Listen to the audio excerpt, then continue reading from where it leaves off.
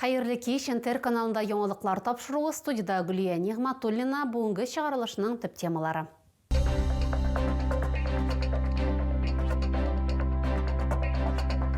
Қызыклы ұстаханәләр, мауықтырғыш ойыннар. Біз бик шат. Бүгін малай белән килдек. Бүгін халыкара балаларны яклау көне. Җәйге ял, сәламәтләндерү лагерьларында 11 меңнән артык бала ял итәчәк. Коллективка тәкъдим иттеләр. Перинаталь үзәге булган Түбән Кама балалар район хастаханәсендә яңа баш табиб. Химиклар көнен. Кичке концерт 8 меңнән артык Түбән Каманы һәм шәһәр кунакларын берләштерде. Зур тизлек яратучылар. Мотосезон ачылды.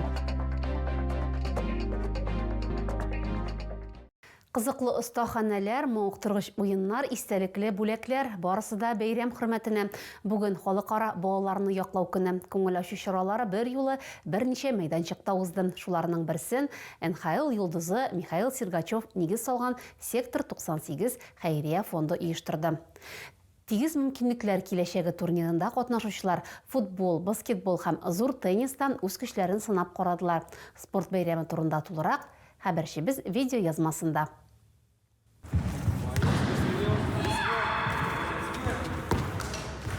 Оларның мөмкинлекләре шикле булса да, сәләтләре шиксез. Үзенчәлекле балалар өчен хәрәкәтле уеннар оештырыла. Бүген бәйрәм итәргә сәбәбе дә бар. Җәйнең беренче көнендә халыкара балаларны яклау көне билгеләп үтелә.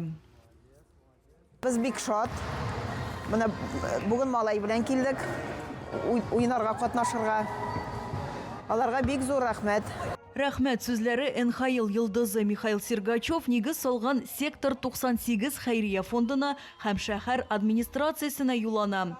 Аларның уртак тырышлыгы белән тигез мөмкинлекләр киләчәге турниры оештырыла. Ул футбол, баскетбол һәм зур теннис белән кызыксынучыларны бер мәйданга җыя. Бүген безнең беренче тапкыр шундый фестиваль уза. Бу инде Сергачев белән бердәмлектә шундый матур спорт фестивале. Монда футбол, баскетбол һәм зур теннис уеннары. Әлбәттә инде кешеләр бик күп, бу безне әлбәттә бик сөендерә. Җанатарлар да бик күп, уйнаучылар да бик күп.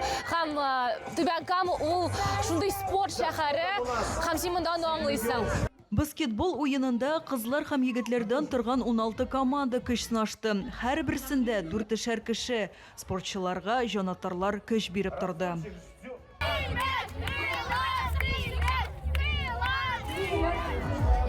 Есть у нас второе результативное действие.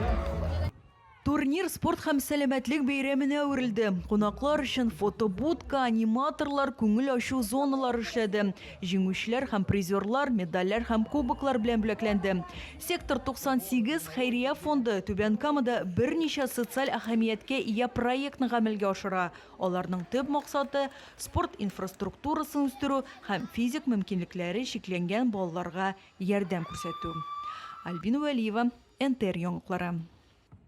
Күңел ачу программасы, спорт ярышлары, квестлар, викторина бүген 11-нче мәктәптә дә сабыйлар һәм укучылар өчен бәйрәм оештырыла. Балаларны яклау көненә багышлаган чара Дәүләт Думасы депутаты Айдар Метшин тәкъдиме белән уздырыла. Бәйрәмгә 500-дән артык бала чакырыла. Алар арасында махсус хәрби операциядә катнашучыларның балалары бар. Бәйрәмдә күңел ачып бүләкләр тапшыралар. Түбән Кама районында җәйге сәламәтләндерү кампаниясе кысаларында 11 меңнән артык бала ял итәчәк. Алар өчен 5 стационар, 25 мәктәп яны һәм 5 палаткалы лагерь, шулай хезмәт һәм ял лагерьлары оештырылган. Бу хакта Эшлекле Дүшәмбедә Яшьләр эшләр идарәсе җитәкчесе Фәрит Шәйхмәтов сөйләде. 4 җәйге сменада стационар лагерларда, 6000-нан артык палаткаларда 810, мәктәп яны лагерларында 4000-гә якын, хезмәт һәм ял лагерларында 700 баланы кабул итү оештырыла. Башка еллардагыча квоталар ятим, инвалид балаларга, махсус хәрби операциядә катнашучы гаиләләргә, шулай ук ата-аналарының икесе дә инвалид булганнарга бирелә. Перинаталь үзәге булган Түбән Кама балалар район хастаханәсенең яңа баш табибы итеп Марат Насыйбуллин билгеләнде. Аны коллективка Түбән Кама муниципаль районы башлыгы урынбасары Александр Умников эшлекле дүшәмбедә тәкъдим итте.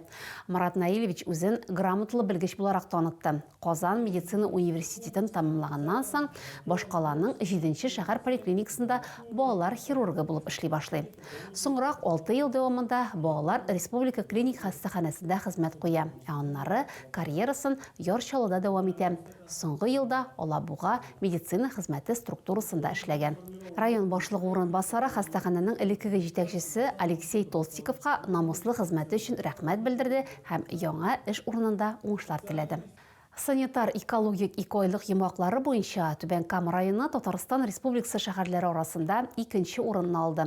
Бу шәһәр һәм район урамнарын торышына битараф булмаган кешеләрнең, предприятиеләрнең, волонтерларның, иҗтимагый оешмаларның уртак эшенең лаеклы нәтиҗәсе. Хөкүмәт йортында узган киңәшмәдә Түбән Кама районы яшелләндерү буенча да 7 эш алып барганы өчен бүләкләп үтелде. Быел сәнәгать предприятиеләре белән бергә 216 гектар мәйданлы яшел Буҗра дигән яңа урман полосасы булдырыла.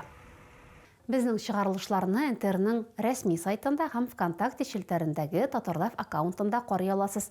Шулай ук Макс төркеменә рәхим итегез.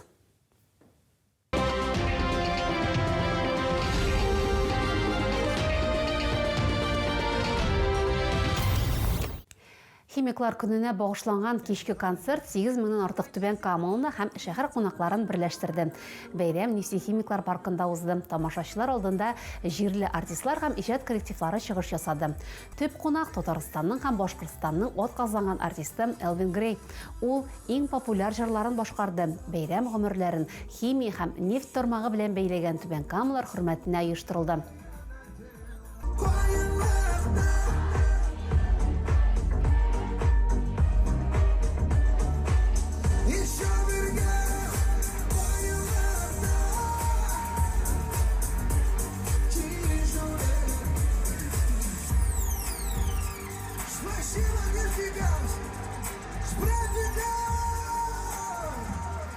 Түбән Камада рәсми рәвештә мотосезон ачылды. Бу уңайдан тантаналы йөреш үткәрелде. Анда 400-гә якын мотоциклда йөрүче катнашты.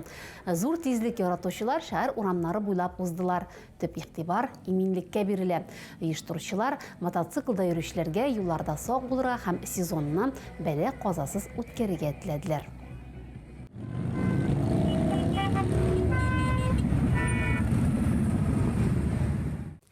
Әгәр сезгә яңалык ошаса, яисә күрми калсагыз, безнең тапшыру кич 11-дә һәм иртәнге сәгать 6-да кабатлап күрсәтелә. Алда сезне һава торышы турында мәгълүмат көтә. Безнең белән булганыгыз өчен рәхмәт. Исән-имин булыгыз.